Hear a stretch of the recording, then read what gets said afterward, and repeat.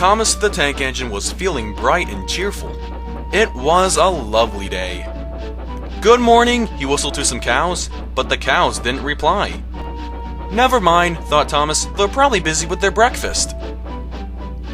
Next, he saw Birdie. "Hello, Birdie, care for a race today?" But all Birdie could say was, "Ow, that's another hole in the road." "I'm sorry, Birdie," smiled Thomas. Thomas was still in good spirits when Birdie arrived at the next station. "Bad luck, Birdie. Now, if you were a steam engine, you could run on a pair of very reliable rails." "Huh," groaned Birdie. "The railway was supposed to deliver tar to mend the roads 2 weeks ago. You can't trust a thing that runs on rails." "Well, I run on rails, and you can trust me, Birdie. I'll try to see what's going on." So Thomas puffed away towards the big station.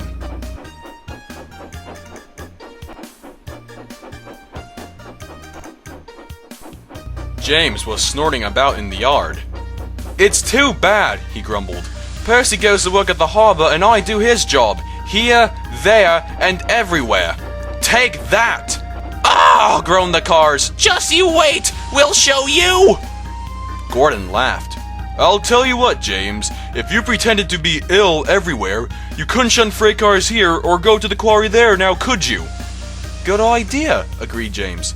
"Hey, look, here comes Thomas. I'll start pretending now." Thomas was sorry to see James and Gordon looking miserable. "Cheer up," he said. "It's a beautiful day." "Yes," replied Gordon, "but not for James." "Well, what's the matter with him?" asked Thomas. "He's sick," replied Gordon. "Yes, he is. I mean, I am," stuttered James. I don't feel well at all." "Don't worry," said Thomas. "I'll help out if you're feeling ill." Gordon and James snickered quietly to each other. Some of James's cars were coupled behind Thomas, and he steamed away to the quarry. But the cars were still cross. "We couldn't pay James back for bumping us, so we'll just play our tricks on Thomas instead. One engine is as good as another."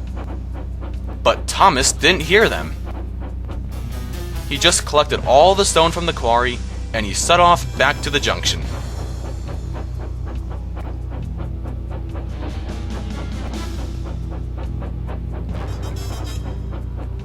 Danger lay ahead.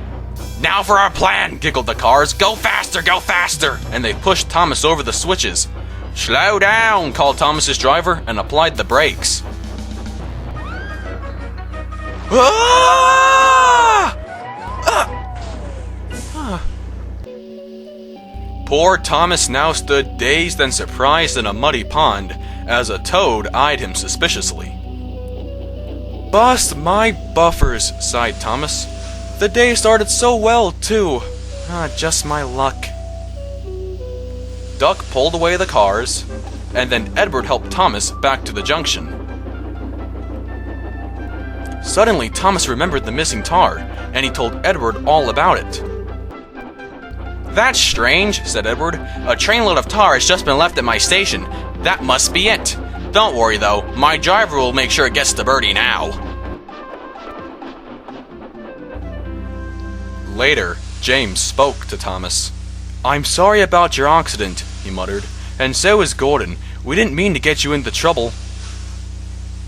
"No, indeed," said Gordon. "A mere misunderstanding, Thomas. All's well that ends well." Just then Birdie arrived. He was looking much more cheerful. "My road's being mended now." "Oh, I am glad," replied Thomas. "Thanks for all you did," added Birdie. "So now I know I can definitely trust an engine, especially if his name's Thomas."